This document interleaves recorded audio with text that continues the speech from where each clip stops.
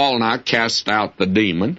Verse 19, when her masters saw that their hope of their gains was gone, they caught Paul and Silas, drew them into the marketplace under the rulers. You know, when you touch a man's pocketbook, then he begins to move. And so they really now turn against Paul and his group, and they brought them to the magistrates, saying, these men, being Jews, do exceedingly trouble our city, teach customs which are not lawful for us to receive, neither to observe, being Romans. You see, they were a Roman colony, and they used that as the excuse. These men are trying to change things here. Well, we're told the multitude rose up together against them. The magistrates rent off their clothes and commanded to beat them.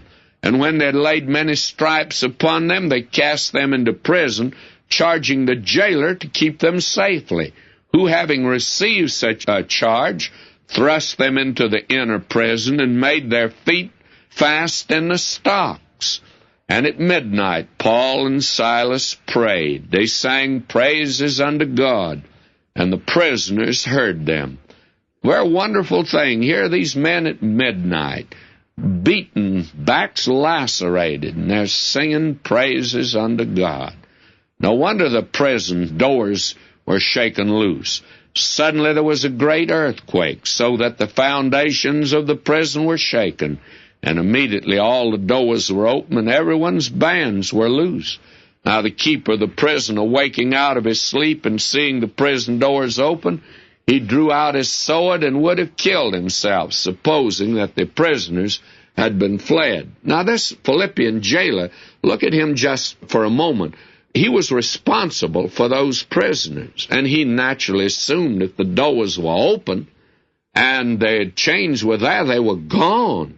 And he was responsible for it and would have to forfeit with his own life. So he stands there poised, ready to fall on his sword. And when a man's in a position like that, he thinks about eternity. And that's what this man did. But Paul cried out with a loud voice, saying, do thyself no harm. We're all here.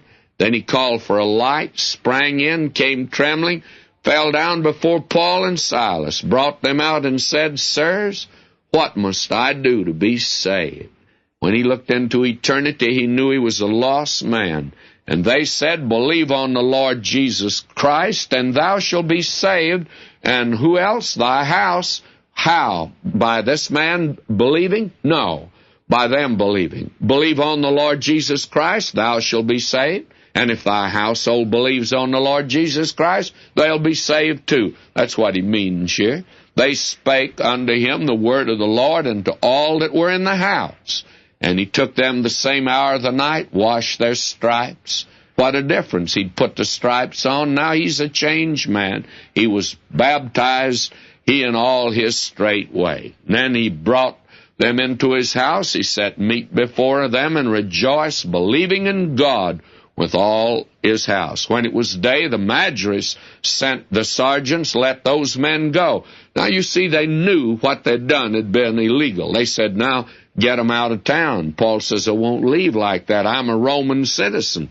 And when they found that out, because this is a Roman colony, they were a little uneasy. And so they came and begged, besought them, and brought them out, and desired them to depart out of the city. They went out of the prison, entered into the house of Lydia. And when they had seen the brethren, they comforted them, and then they departed. What a marvelous chapter this is.